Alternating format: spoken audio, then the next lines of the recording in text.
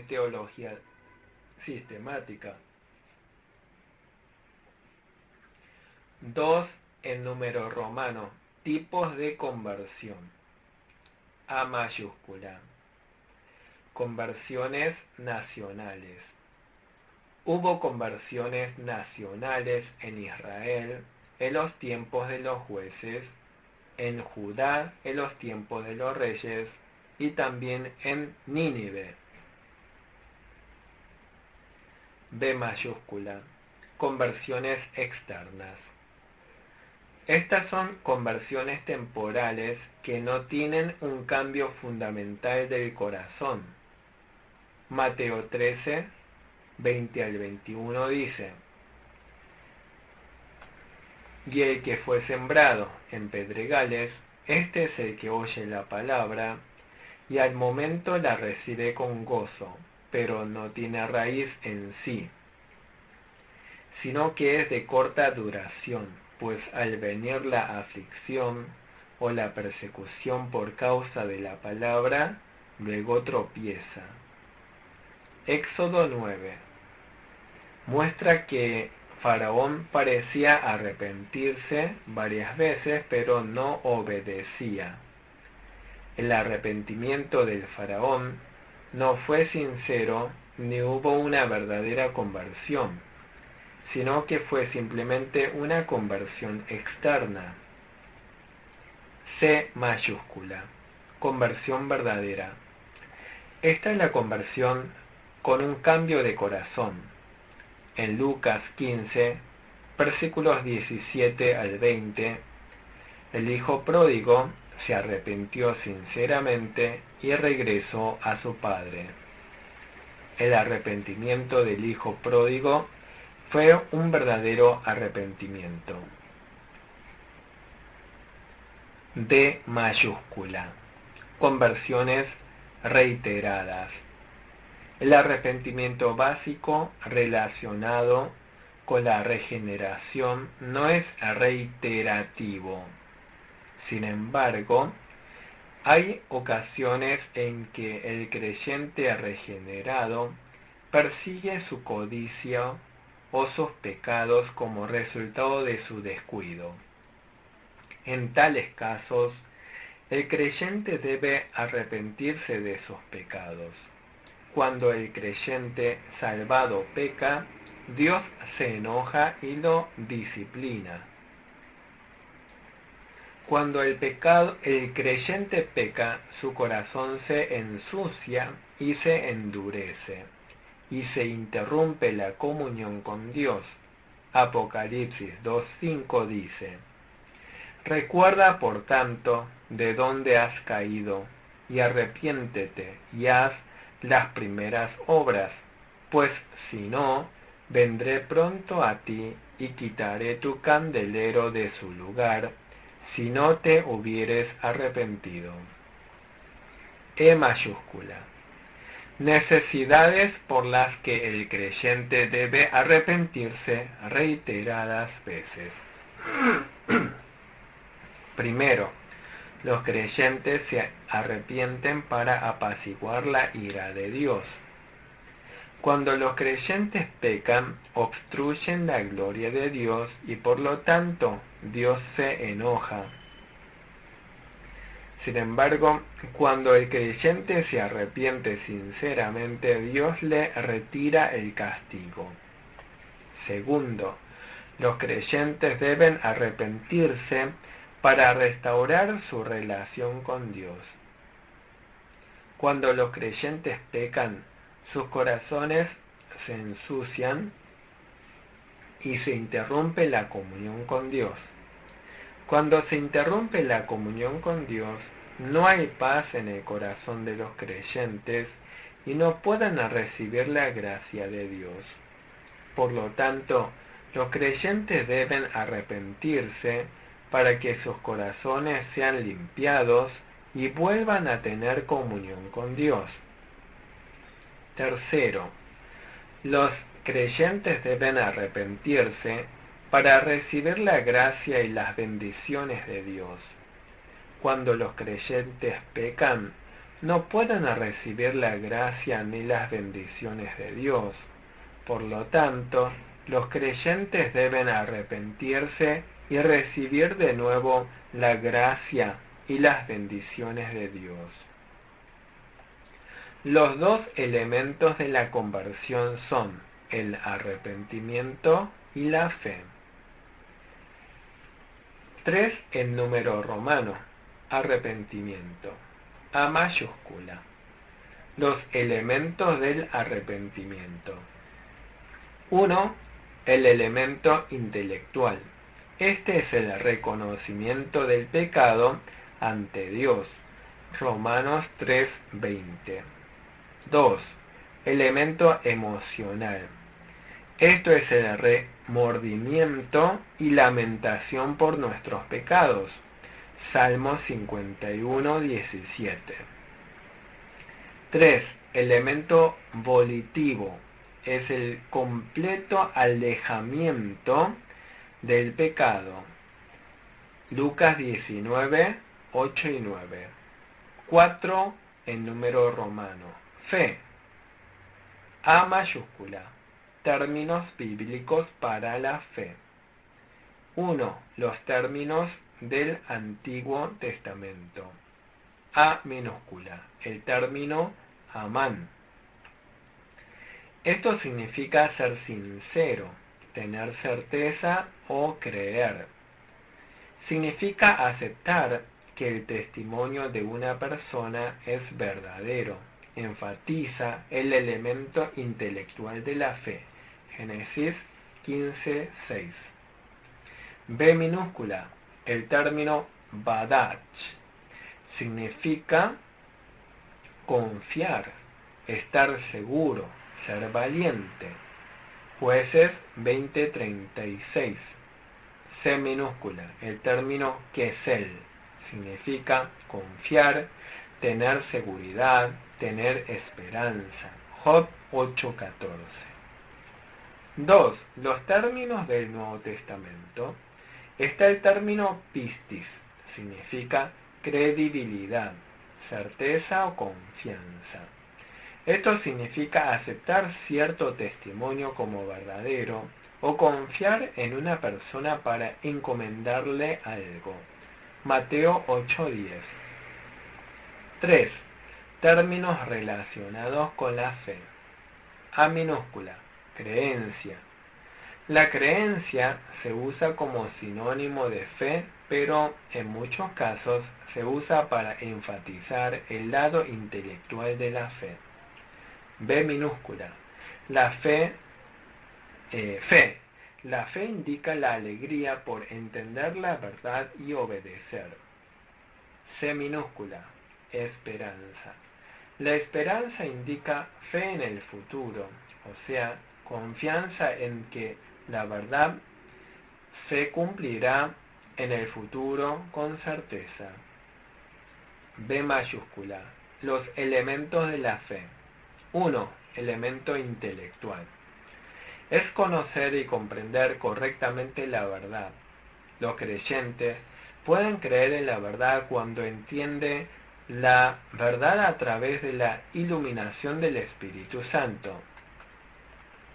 Aquellos que han reconocido la verdad por medio del Espíritu Santo no pueden negar conscientemente la verdad. Juan 17:3 dice: y esta es la vida eterna, que te conozcan a ti, el único Dios verdadero, y a Jesucristo a quien has enviado. 2. Elemento emocional. Es la alegría por la verdad, considerándola muy valiosa. Los que entienden la verdad por el Espíritu Santo se regocijan en la verdad. Por lo tanto, cualquiera que no se regocija en la verdad ni la valora es prueba de que no cree en la verdad. Mateo 13, versículos 44 y 45 dicen: además, el reino de los cielos es semejante a un tesoro escondido en un campo, el cual un hombre halla y lo esconde de nuevo, y gozoso por ello va y vende todo lo que tiene y compra aquel campo. También el reino de los cielos es semejante a un mercader que busca buenas perlas. 3. Elemento volitivo. Es la obediencia a la verdad. La verdadera fe genera un cambio de voluntad haciendo que obedezca a la verdad. Por lo tanto, sin obediencia a la verdad no es verdadera fe. Si alguno no se somete verdaderamente a Dios ni obedece aceptando a Jesucristo como Salvador, no recibirá la salvación. Santiago 2:26 dice: como el cuerpo sin el espíritu ha muerto, así la fe sin obras está muerta. C mayúscula.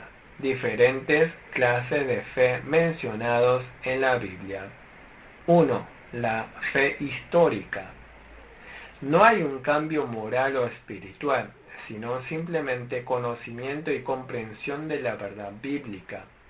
Y esta fe acepta la verdad bíblica solo como hechos históricos, sin estar comprometido personalmente. Mateo 7:26 dice: pero cualquiera que me oye estas palabras y no las hace, le compararé a un hombre insensato que edificó su casa sobre la arena. 2. Fe en los milagros. Cree que puede realizar milagros en el presente o en el futuro. También cree que los milagros se pueden realizar en su favor.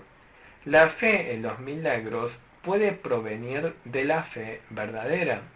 Sin embargo, uno puede creer en los milagros sin tener la fe verdadera.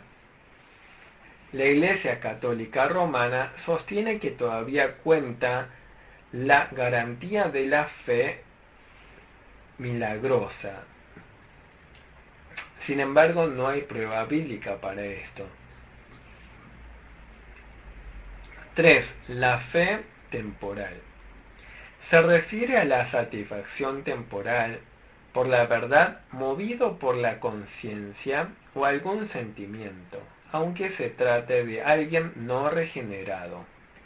La fe temporal abandona la verdad fácilmente cuando llegan las tribulaciones o persecuciones. 4. Verdadera fe salvadora. La verdadera fe salvadora puede definirse como una convicción de la verdad del Evangelio en el corazón del hombre, formada por la obra del Espíritu Santo, y en la confianza sincera en las promesas de Dios en Cristo. D mayúscula. El origen de la fe. 1. La fe es un regalo de Dios. Efesios 2:8 dice: porque por gracia sois salvos por medio de la fe, y esto no de vosotros, pues es don de Dios. 2. La fe proviene de la palabra de Dios. Cuando el hombre entra en contacto con la palabra de Dios, Dios obra para que la fe se forme en él. Por lo tanto, es sumamente importante leer la Biblia o escucharla a través de otros. Romanos 10:17 dice: así que la fe es por el oír y el oír por la palabra de Dios. 3. La oración es un medio importante para crecer en la fe. Es importante que el hombre ore a Dios por la fe. También es importante que aquellos que ya tienen fe oren a Dios por una mayor fe. Marcos 9:24 dice: e inmediatamente el padre del muchacho clamó y dijo: creo, ayuda a mi incredulidad. E mayúscula. Resultados de la fe. 1. Si hay fe, hay certeza. Tenemos certeza por testimonio del Espíritu Santo. Cuando tenemos certeza, no dudaremos nunca. Por lo tanto, el que no tiene certeza de la verdad del Evangelio no tiene fe en el Evangelio. El que cree en el Evangelio debe tener la certeza de la promesa en Jesucristo, la certeza del perdón del pecado, la certeza de la vida eterna, la certeza de que es un hijo de Dios y la certeza de la herencia del reino de los cielos. 2. Hay paz y descanso en el corazón. El que cree en el Evangelio goza de paz y descanso en Dios. Romanos 5, 1, 11. El creyente salvado por fe tiene la paz del perdón de pecados, la alegría de ser hijo de Dios y la esperanza del reino eterno, reino de los cielos. 3. Hay fruto de buenas obras. Los creyentes deben dar buen fruto. Efesios 2:10. Los creyentes salvados deben hacer buenas obras para agradar a Dios. Los creyentes también deben hacer buenas obras para recibir bendiciones.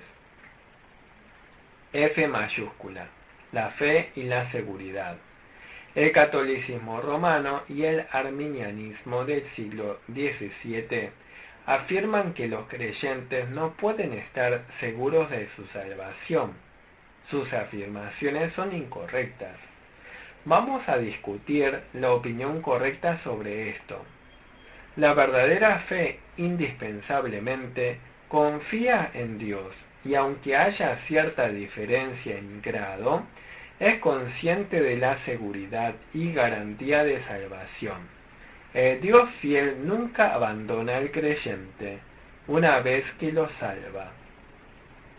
Cuando los creyentes pecan, Dios castiga severamente, pero Dios no envía a los creyentes al infierno.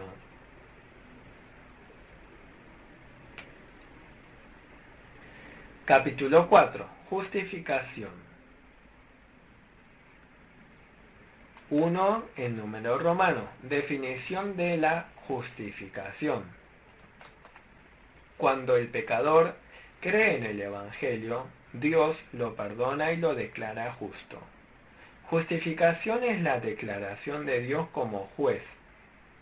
La justificación es lo opuesto a la condenación. 2 en número romano. Diferencia entre justificación y santificación. A mayúscula. La justificación elimina la culpa del pecado para que el pecador no reciba el castigo de Dios. La santificación elimina la contaminación del pecado para que se forme la santa imagen de Dios. B mayúscula. La justificación se lleva a cabo fuera del pecador y es la gracia declarativa de Dios. La santificación se lleva a cabo dentro del pecador, en el corazón, y es la gracia que santifica. C mayúscula. La justificación se completa de una vez para siempre cuando el pecador cree en el Evangelio. Pero la santificación es un proceso continuo que tiene lugar después de que el pecador cree en el Evangelio hasta la muerte. D mayúscula. La justificación se basa en los méritos de Cristo y es particularmente la obra del Dios Padre. La santificación también está fundada en los méritos de Cristo, pero es particularmente la obra del Espíritu Santo. 3 en número romano. Características de la justificación. A mayúscula. Elimina la culpa. Según la justicia de Dios, el pecador debe recibir castigo. Génesis 2:16, Romanos 5, versículos 12 al 14. Por lo tanto, para que el pecador reciba la salvación, su castigo primero debe ser removido. Aquellos que recibieron la justificación por la fe en el Evangelio no reciben el castigo de Dios por causa de la redención de Jesucristo. Romanos 4, 7 al 8 dice: Bienaventurados aquellos cuyas iniquidades son perdonadas y cuyos pecados son cubiertos. Bienaventurado el varón a quien el Señor no inculpa de pecado. Isaías 53, 5 y 6. Primera de Pedro 2:24. B mayúscula. La justicia de Cristo es transferida. Para que el pecador disfrute de comunión con Dios, no solo debe recibir el perdón de su pecado, sino también tener una vida justa. El que recibe la justificación por la fe queda eximido del castigo por su pecado y obtiene la vida justa en Cristo. Primera de Juan 5:11 dice: y este es el testimonio, que Dios nos ha dado vida eterna, y esta vida está en su Hijo. Los creyentes reciben la vida eterna cuando creen en el Evangelio. Esta vida eterna es vida en Cristo y por lo tanto es una vida santa y justa. La transferencia de la justicia de Cristo significa haber recibido su vida justa. C mayúscula. La justificación solo se recibe a través de la fe. Dios tiene el derecho de presentar la condición para que el pecador pueda recibir el perdón de pecado. Dios prometió perdonar los pecados de aquellos que creen en el Evangelio. Marcos 1:15, Juan 3:16. El perdón de pecado fue hecho posible por la redención de Cristo, y es por la gracia de Dios que los pecadores crean en el Evangelio y reciban la justificación.